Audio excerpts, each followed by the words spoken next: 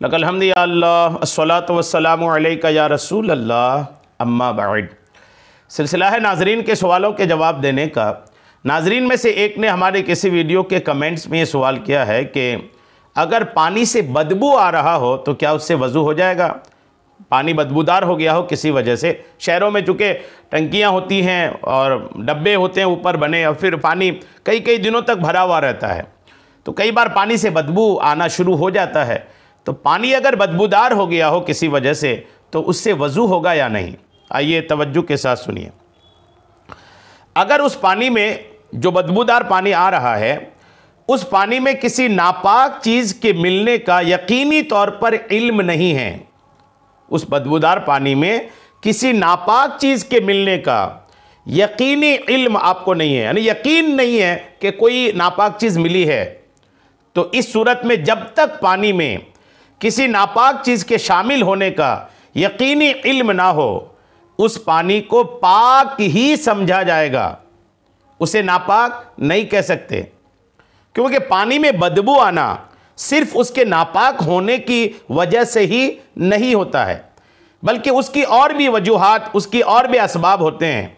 मसलन पानी का काफ़ी अरसे तक एक ही जगह खड़ा रहना, पानी अगर एक ही जगह स्टोर रहता है काफ़ी दिनों तक तो वो भी बदबू आने लगती है, और इससे भी बदबू पैदा हो सकती है।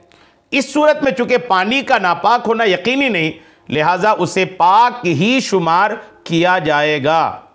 अलबत्ता अगर दूसरा साफ पानी मौजूद हो तो ऐसे पाक बदबूदार पानी से वज़ू और गुस्ल करना मकरूह होगा। अगर साफ पानी जो बिना बदबू वाला है वो आपके पास मौजूद है तो ऐसी सूरत में मकरूह होगा कि उस पाक लेकिन बदबूदार पानी से आप वज़ू या गुस्ल करें। हाँ, अगर आपके पास दूसरा पानी है ही नहीं है, एक ही वही पानी और उसी पानी से बदबू आ रही है, और आपको यकीन नहीं है कि कोई नापाकी के मिलने की वजह से बदबू आ रही है, तो महज बदबू की वजह से वो पानी वज़ू के नाकाबिल हो जाए, ऐसा नहीं है। वो वज़ू के काबिल भी रहता है और गुस्ल के काबिल भी रहता है।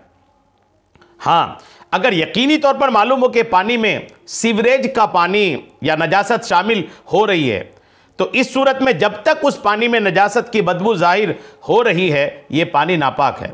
सीवरेज जो होता है, शहरों में गंदगियाँ निकालने के लिए जो पाइपलाइन होती हैं, कई बार ऐसा होता है कि उस पाइपलाइन से पानी की पाइपलाइन अटैच हो गया हो अंदर अंदर टूट के, तो उसकी वजह से पानी में बदबू आ सकती है।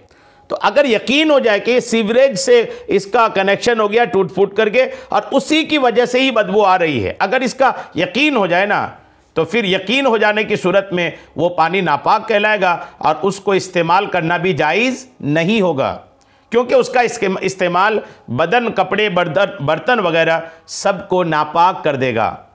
आला हज़रत इमाम अहले सुन्नत मौलाना शाह इमाम अहमद रज़ा ख़ान रहमतुल्लाह अलैह लिखते हैं, रंग या बू या मज़ा अगर किसी पाक चीज़ के गिरने या ज़्यादा देर ठहरने से बदले तो पानी ख़राब नहीं होता।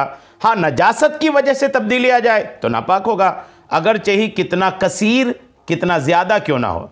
फतावा रज़विया जिल्द 3 सफ़ा 250। और बदबू वाले पाक पानी से वज़ू करने के बारे में लिखते हैं आला हज़रत अलैहिर्रमा कि पानी में कोलतार पड़ गया जिससे उसमें सख्त बदबू आ गई, मगर गाढ़ा ना हुआ तो उससे वज़ू जायज़ है। अक़ूल मगर बवजह खुब्स राहिया मकरूह होना चाहिए, खुसूसन अगर उसकी बदबू नमाज में बाकी रही कि बाइस कराहत तहरीमी हैं। यानी अगर इतना बदबूदार पानी है कि उस पानी से वज़ू बनाने से हाथ पैर से बदबू आने लगेंगी, तो फिर ऐसी सूरत में तो मुकम्मल तौर पर आपको उस पानी से बचना पड़ेगा, क्योंकि फिर आप मस्जिद में जाएंगे और बदबूदार चीज़ें, बदबूदार कपड़े या ऐसा बदबूदार बदन लेकर मस्जिद जाने से परहेज़ करना ही बेहतर है, बल्कि लाजिम है कि परहेज़ करें। बहरहाल ये कि सारे मसाइल आपने सुन लिया है, आप देख लीजिए आपका पानी कैसा क्या है, आप अपने पानी को देखें, इन मसाइल को देखें, इंशाअल्लाह बात आप पर वाज़े हो जाएगी। अल्लाह करीम हम सबको शरीअत के तमाम मसाइल सीखने और समझने और उस पर अमल की तौफ़ीक़ अता फ़रमाए। आमीन बिजाहिन नबील अमीन सल्लल्लाहु तआला अलैहि वसल्लम।